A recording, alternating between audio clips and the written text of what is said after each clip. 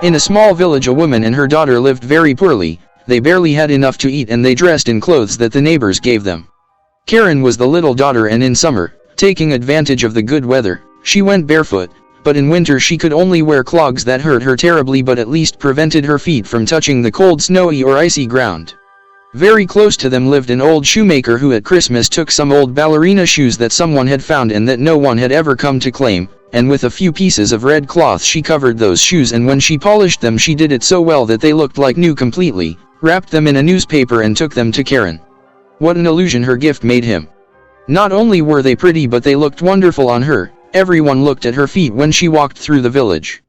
It sadly happened that her mother died, leaving Karen alone in the world. On the day of the burial, everyone was walking behind the coffin and Karen was wearing her red shoes because she didn't have any others, and an elegant lady happened to pass by just then, riding in her car, and of course, they were all walking wrapped in mourning and the only element of color were the Karen's red shoes. This caught her attention and the lady instantly noticed the girl. She made herself aware of what had happened and she thought that if the girl did not have a family she would take her with her to her house. Karen went to live with the lady who lavished her with much affection and love, but she was a rich person, and in that house everything was full of respect, education, prudishness, and upturned noses. Karen was slowly learning the proper manners of high society.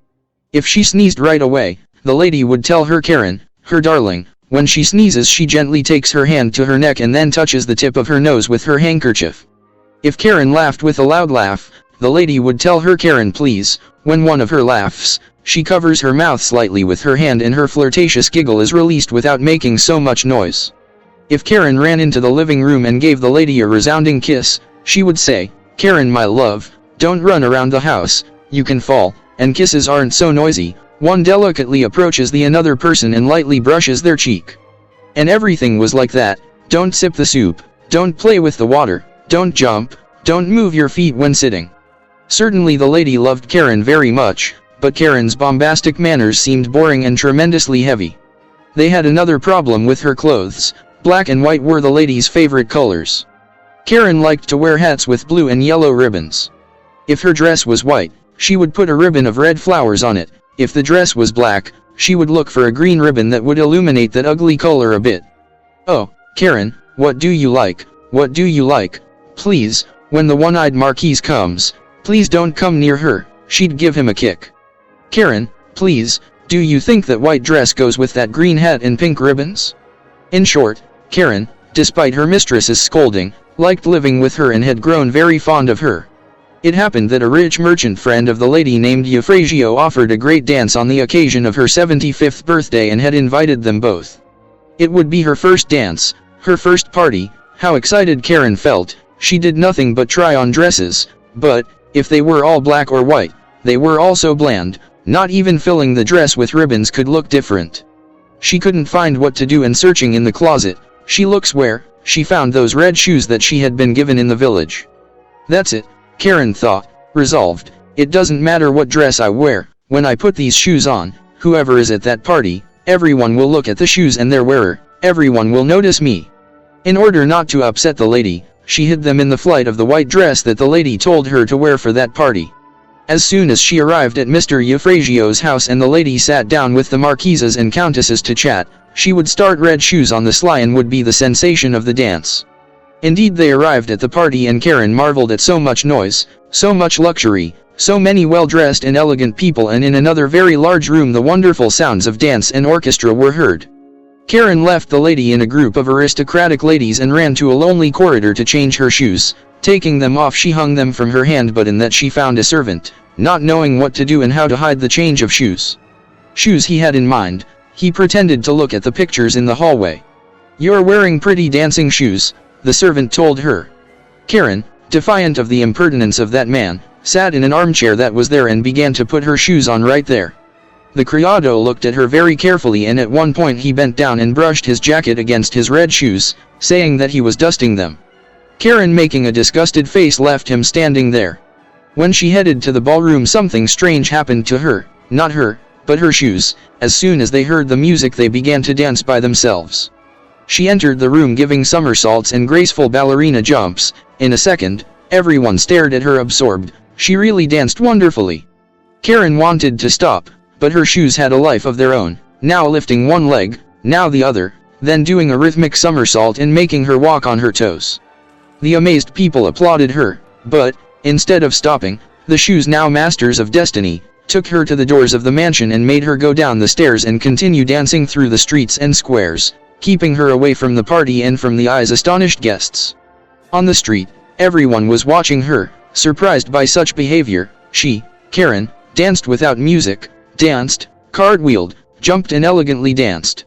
Some applauded her, others looked at her and others laughed at her because they thought it was someone from the circus or some theater announcing a play about to be released. The truth is that Karen was suffering horrors. She could not stop dancing, her shoes were enchanted, bewitched and they took her through streets and alleys and she was unable to stop that frenzy. There came a time when the shoes finally stopped and she, exhausted with fatigue, took them off and, dressed in gala as she was, sat wearily on a fountain, looked at the shoes frightened, and instead of throwing them away, she took them with her to the house, retracing her steps. All the distance that the red shoes had made her go in her wild dance. When she got home, the lady was very upset, worried, and nervous about what had happened, about Karen's attitude and about everything that happened at the party. She scolded him angrily and punished her in her room for several days. Karen, reflecting on everything that happened, she wondered if it had not been that mysterious man who had put a spell on her shoes, so she threw them at the bottom of the closet and left them forgotten there. After several weeks and once her punishment was lifted, Karen returned to her daily life of education and good manners.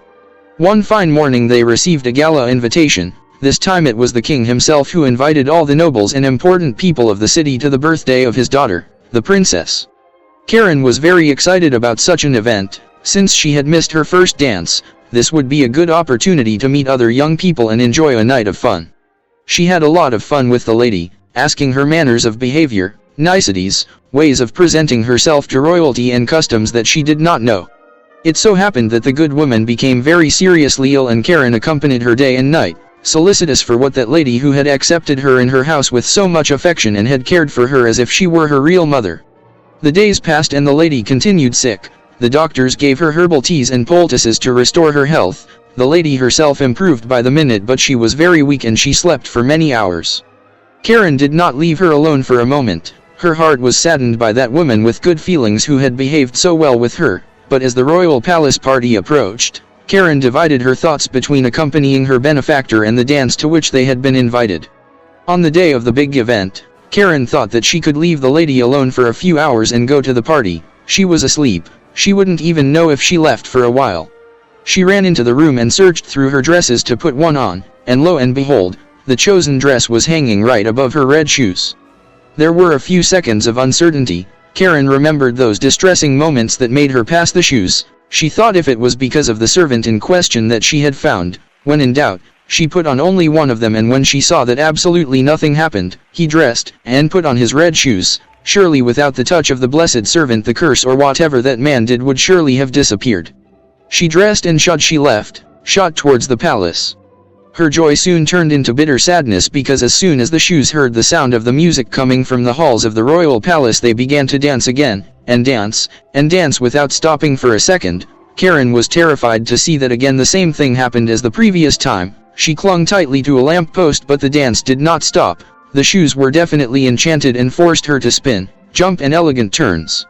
As in the previous opportunity, the shoes they took her through the streets of the city and everyone turned to see her. Really, and much to her regret, she caused admiration among the people. She wanted to distinguish herself from the rest, but not like that, dancing without rhyme or reason. Her shoes took her to the city limits and followed her unbridled pace. Desperate Karen did not know what to do, how to master those shoes, how to stop them. They no longer listened to music. Why then did they continue with that crazy dance?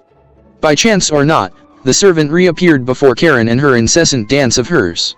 "You," Karen told her, "you've been the one who bewitched the shoes. You're to blame for what's happening. I order you to stop this masquerade right now." The man smiled enigmatically. "The only way to stop this would be to cut your feet off with a saw. Do you want such a thing? What are you saying? Are you crazy? So you prefer to continue dancing until the end of your days?" "Please," Karen begged, "who are you? What have I done to you for you to do this to me? A pompous, spoiled high society girl who doesn't know what she wants." "That's not true," she replied. "I'm not presumptuous, nor spoiled. nor from high society. She told him the story of her life and how she ended up at the house of the aristocratic old woman. At that moment Karen realized that her red shoes hadn't danced for a while. They were still. "What have you done?" she asked the man. "Nothing, nor have I put a spell on them, nor am I to blame for what is happening to you." Sitting on a fallen log, she said to him, "I had a girlfriend whose passion was dancing. She studied for many years to be a dancer, and no matter how hard she tried, she couldn't stand out in that world. There was always someone better than her. The roles were always given to others. She worked hard. Wow, she worked hard, danced and danced all day, rehearsed day and night, but there was no way that they would give him a leading role that was what he wanted with all his desire. She did not eat, she did not sleep, and such was her obsession that one day she consulted a magician with a very bad reputation to help her in her desire. This woman offered her ordinary dance shoes and assured her that if she danced with them they would give her the jobs I wanted. She put them on the day of the audition, and yes, they chose her for the role. With the shoes she was the prima ballerina. Her dream had finally come true. However, magic is never a good partner, much less magic dark. She danced and dazzled everyone with her performance, but at the end of the play she did not stop dancing. Just like you, she also continued dancing through the streets, squares, avenues, and paths. Her shoes walked her through towns and villages for days. At last when they stopped she was broken, weary and bruised. We took her shoes off and left them lying in the middle of the field. She passed away shortly after. I went back to look for her shoes so they wouldn't hurt anyone again, but when I went to look for them they had disappeared. When I saw you that night and I bent down to see the shoes, I touched them to see if they were the same ones that I had thrown away. They were different, red, but when I touched them I felt inside that they were the same ones that I had left in the field." Karen told her about the gift that the old shoemaker had given her for Christmas. Could these be the shoes of her girlfriend? The man accompanied Karen to her house, taking the shoes with him. Karen ran to the good lady's room and found her asleep. She planted a loud kiss on her cheek, and with the sound of her she woke her up. The lady smiled when she saw her next to her.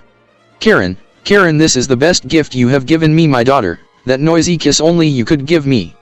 To her surprise, the lady gradually recovered from the illness that had left her bedridden. Karen continued to learn good manners and they both came to terms with her tastes. So Karen would wear her black dress and the lady would let her decorate it with whatever bow or ribbon she wanted to put on it. After the months had passed, both of them walking through the streets of the city, they happened to pass by a high-class shoe store and saw in the window there some beautiful red shoes standing out among all the boots, shoes, and sneakers. Karen didn't even want to enter the store. She took her lady's hand, whom she already called her mother, and they went to have tea in a nearby room.